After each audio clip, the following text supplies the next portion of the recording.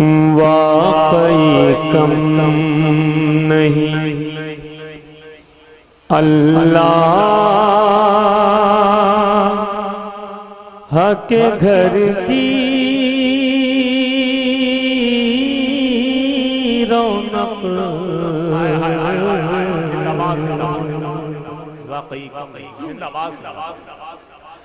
واقعی کم نہیں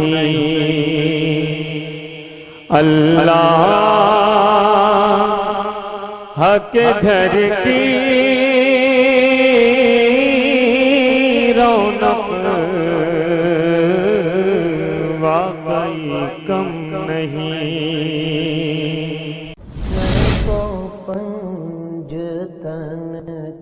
ہمارے چینل سے جڑنے کے لیے یوٹیوب پر لمرا ایجنسی سبسکرائب کریں۔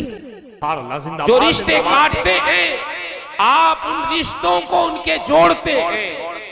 آپ کی شان یہ ہے کہ آپ رشتوں کو جوڑتے ہیں۔ جو آپ سے اپنے رشتے کو کاٹنا چاہتا آپ اس کو قریب کرتے ہیں۔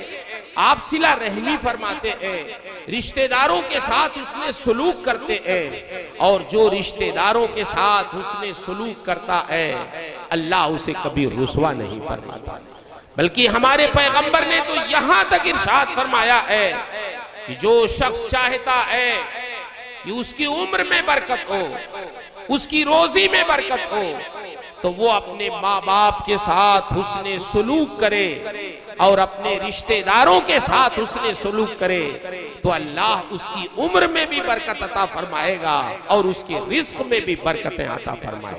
سبحان اللہ، زندہ باد۔ یہ وہ چیزیں ہیں کہ ہماری توجہ اس کی طرف نہیں ہو پاتی کہ ہم اپنے رشتہ داروں کے ساتھ حسن سلوک کریں، ان کی ضرورتوں کو دیکھیں، ان میں اگر کوئی ضرورت مند ہو تو ان کو ترجیح دیں، ان کی ضرورتیں پوری کریں۔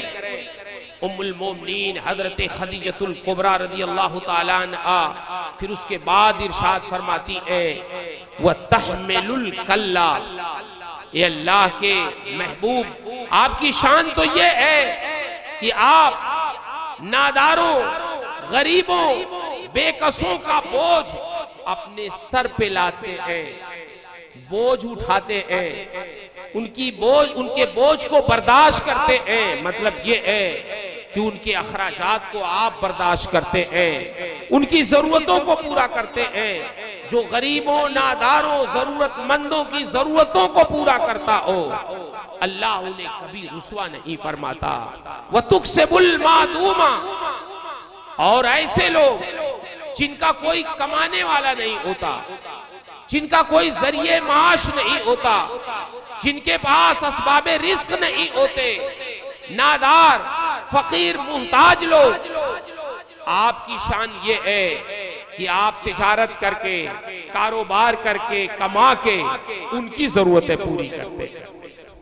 ہم لوگ اپنے بال بچوں کے لیے زندگی گزارتے ہیں، اپنے لیے زندگی گزارتے ہیں، صبح سے شام تک ہماری دوڑ بھاگ اپنی ضرورتوں کے لیے ہوتی ہے، اپنے بال بچوں کے لیے ہوتی ہے، اپنے آسائش کے لیے ہوتی ہے، لیکن ام المومنین ارشاد فرماتی ہے وَتُكْسِبُ الْمَعْلُومَ، اے اللہ کے محبوب آپ کی شان یہ ہے کہ آپ ایسے لوگوں کی مدد کرتے ہیں جن کا کوئی ذریعہ معاش نہیں ہوتا، اور جو شخص ایسے غریب و نادار، ضرورت مند، جن کا کوئی سہارا نہ بنے، اس کا اگر کوئی سہارا بن جائے تو اللہ اس کو کبھی رسوا نہیں فرماتا۔ سبحان اللہ، سبحان اللہ، زندہ باد، زندہ باد، زندہ باد۔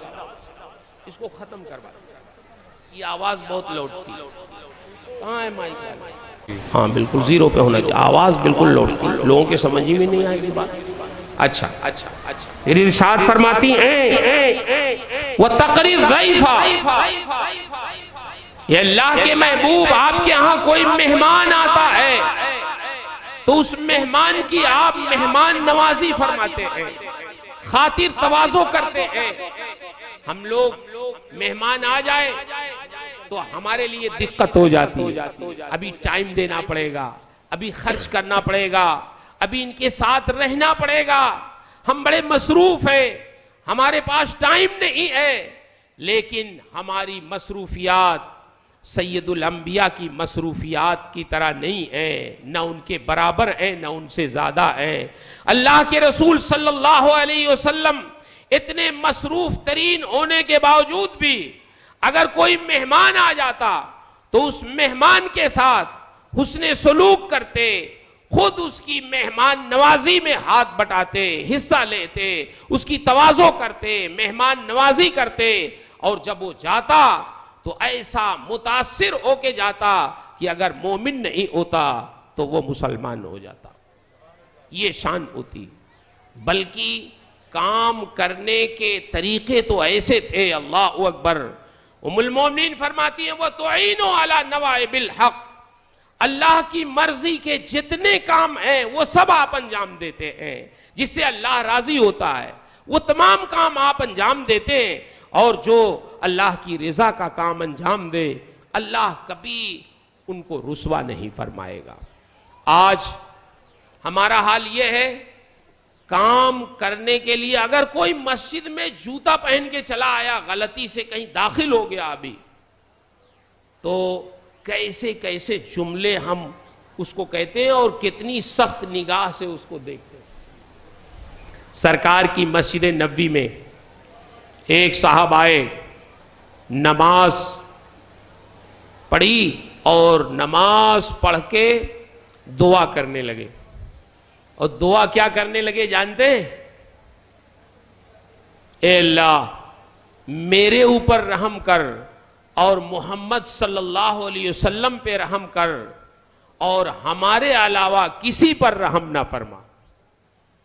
وہ سمجھتے تھے کہ یہ دعا بہت اچھی ہے، اپنے لیے میں کر رہا ہوں اور سرکار کے لیے کر رہا ہوں، یہ بہت خصوصی دعا ہے۔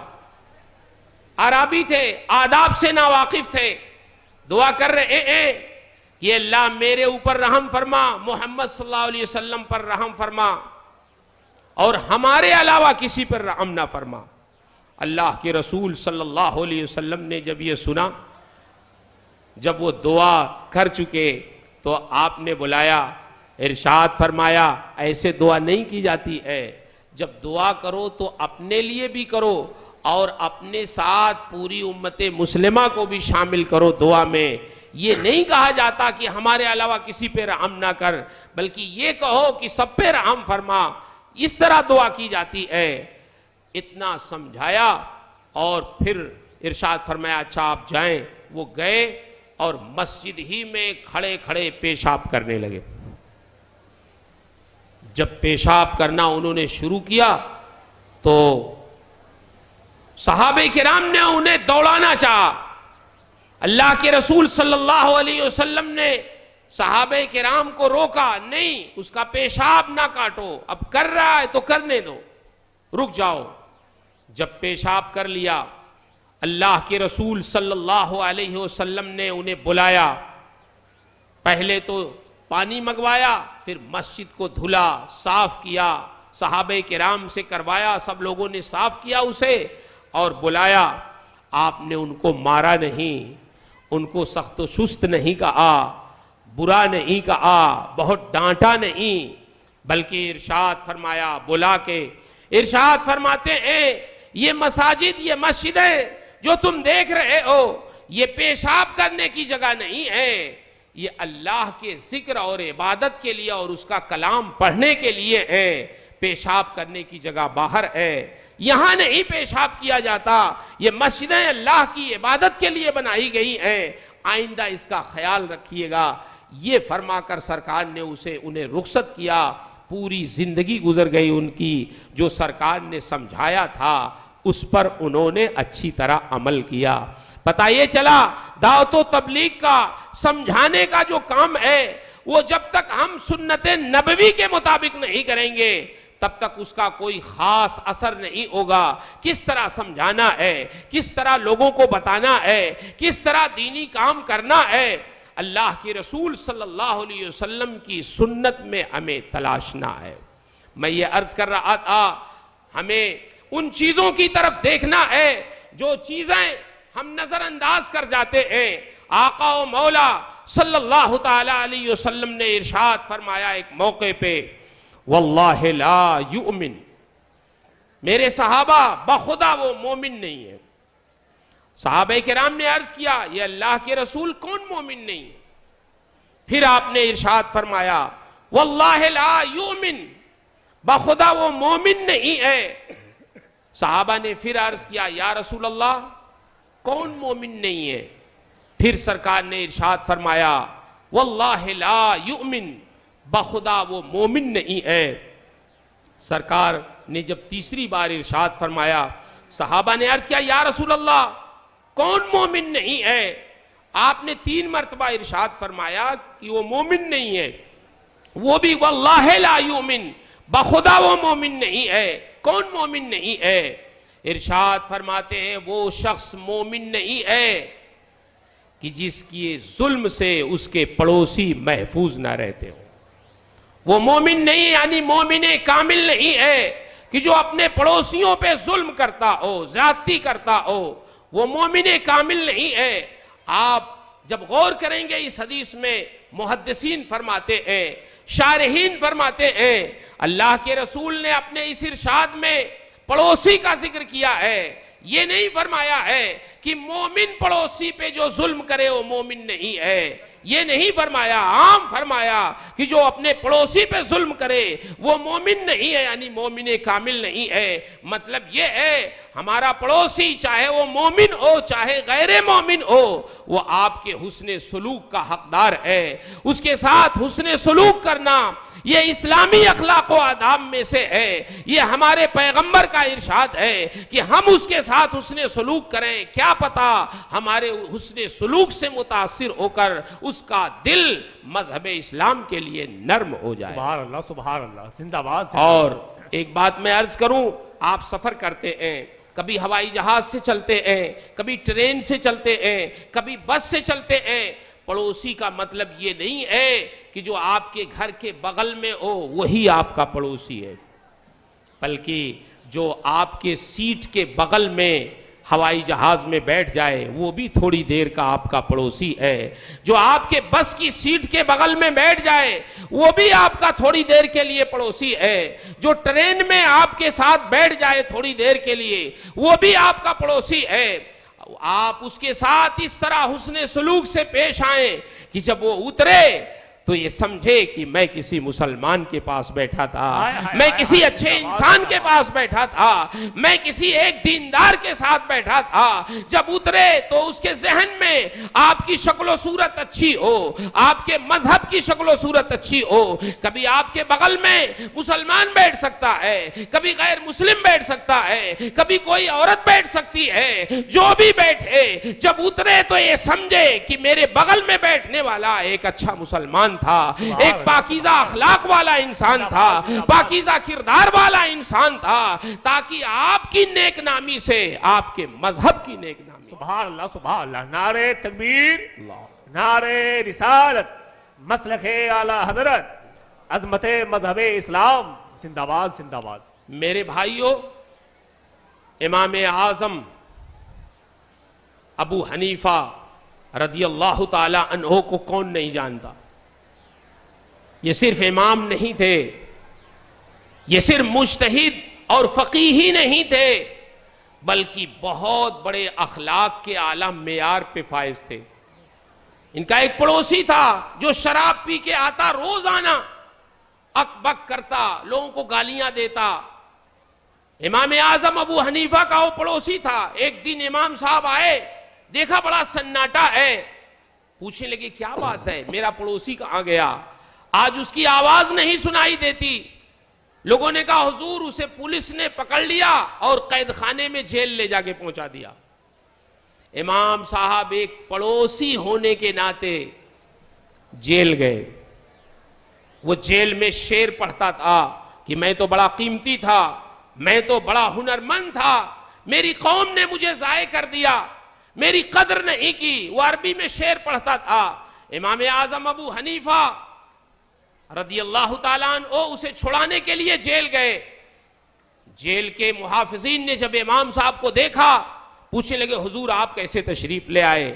آپ نے ارشاد فرمایا ہمارا ایک پڑوسی تھا جو روزانہ شور شرابہ کرتا تھا، سنا ہے जेल में आप लोगों ने लाके उसे डाल दिया है, मैं उसी की सिफारिश में आया हूं। आपने सिफारिश की, आपकी जमानत पर लोगों ने उसे छोड़ दिया, और जब वो आया, घर लेके आए उसे, तो आपने इरशाद फरमाया, देखो तुम शेर पढ़ते थे कि मुझको लोगों ने जाये कर दिया, मेरी कदर नहीं की। नहीं नहीं, हमने तुम्हें जाये नहीं किया, हम तुम्हें छुड़ा के जेल से ले आए। देखो ये तुम्हारी कदर की बात है, तुम जो सोच रहे हो कि तुमको जाये कर दिया, नहीं, हमने तुम्हें जाये नहीं किया, तुमको जेल खाने से छुड़ा के लेके आए। वो शख्स आपके हुस्न अखलाक की बुनियाद पर मुद्दतों का जो शराबी था, उसने शराब पीने से तौबा कर लिया, वो अच्छा इंसान बन गया। आज आप गौर करें, कोई शख्स तिजारत करता है, तिजारत में अगर वो लेन देन करता है, कहीं आप कोई चीज खरीदना चाहें तो खरीदार ये चाहता है कोई चीज सस्ती से सस्ती मिल जाए। कोई बेचने वाला, अगर आपने ये समझ लिया कि ये जरूरतमंद है, इसे जरूरत है बेचने की, तो हम ये चाहेंगे इसकी जरूरत से फायदा उठाएं। लेकिन हमारे इमाम आजम अबू हनीफा रदी अल्लाह ताला अन्हो की दास्तान सुने। इमाम आजम जहां बहुत बड़े मुज्तहिद थे, आज उनके मसाइल पर अमल करके हम मुक़ल्लिद कहलाते हैं। इमाम साहब वहीं बहुत बड़े ताजिर भी थे, कपड़े की तिजारत करते थे, खासकर रेशमी कपड़ों की तिजारत तो बहुत लंबी थी आपकी। एक खातून आई जो बहुत जरूरतमंद थी, और उन्होंने एक कपड़े का थान अपने हाथ में ले रखा था, और वो लेके इमाम साहब की खिदमत में आई। अर्ज करती हैं, हुजूर इस थान को खरीद लीजिए, मुझे जरूरत है कुछ पैसों की। आदमी ये समझ जाता है ये जरूरतमंद है, तो दाम कम से कम लगाता है। इमाम साहब ने पूछा, अच्छा ये बताओ ये थान तुम कितने में बेचना चाहती हो? उसने कहा 100 दिरहम में। आपने इरशाद फरमाया, नहीं, तुम्हारा ये कपड़े का थान 100 दिरहम का नहीं हो सकता है, उससे ज्यादा का है। 100 दिरहम में हम नहीं लेंगे, उससे ज्यादा मालियत का है। औरत ने कहा, अच्छा तो 200 दिरहम दे दीजिए। आपने फरमाया, नहीं, उससे भी ज्यादा मालियत का है। औरत ने कहा, तो 300 दिरहम दे दीजिए। आपने इरशाद फरमाया, उससे भी ज्यादा कीमत का है। तो औरत ने कहा, अब आप ही मुनासिब जो समझिए दे दीजिए, अब मैं क्या बताऊं आपसे। आपने अपनी तबीयत से उसकी कीमत नहीं लगाई। एक शख्स को बुलाया जो कपड़े के थान का माहिर था, उसको बुला के इरशाद फरमाया, आप इस कपड़े की थान की कीमत बताएं कितनी हो सकती है। उन्होंने उलट पलट के उस थान को देखा, और जब देखा तो कहा, हुजूर ये 500 दिरहम की मालियत का है। इमाम आजम ने 500 दिरहम अपनी जेब से निकाले और उस खातून को दिया, और वो खुश खुश ये कहते हुए रुखसत हुई कि मैं तो समझता था इमाम आजम मसाइल शरइया में इमाम है, मगर हकीकत में ये तिजारत के भी इमाम और ताजिरों। सुभान अल्लाह, सुभान अल्लाह, जिंदाबाद। आप गौर करें, इस तरह से लोगों ने अपनी जिंदगी गुजारी है। ये वो चीजें हैं जिन चीजों से आपका मुखातब आपसे मुतमईन होगा, आपसे कारोबार करने वाला आपसे मुतमईन होगा, और आपकी बुनियाद पर आपके मजहब की नेक नामी होगी। पड़ोसियों के बारे में मैंने अभी गुफ्तगू की, लोग कैसे कैसे इस दुनिया में गुजरे हैं, अच्छे भी बुरे भी। आज अगर कोई पड़ोसी मकान बेचना चाहे, मकरूज हो जाए, तो हम लोग सोचते चलो अच्छा हुआ, कर्जदार हो गया, जरूरतमंद हो गया, बेच रहा है तो हम जल्दी से खरीद लेंगे इसका मकान, अच्छी बात है, हमारा मकान थोड़ा कुशादा हो जाएगा। और लेकिन दौरे कदीम में एक साहब थे, हम लोग अरबी की किताब पढ़ाते हैं, अरबी अदब की 2री 3री जमात में, उसमें एक बुजुर्ग हैं जिनका नाम है अबू दुल्फ। ये हमारे उलमाए किराम जानते हैं।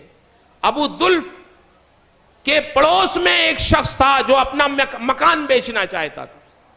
वो कर्जदार हो गया।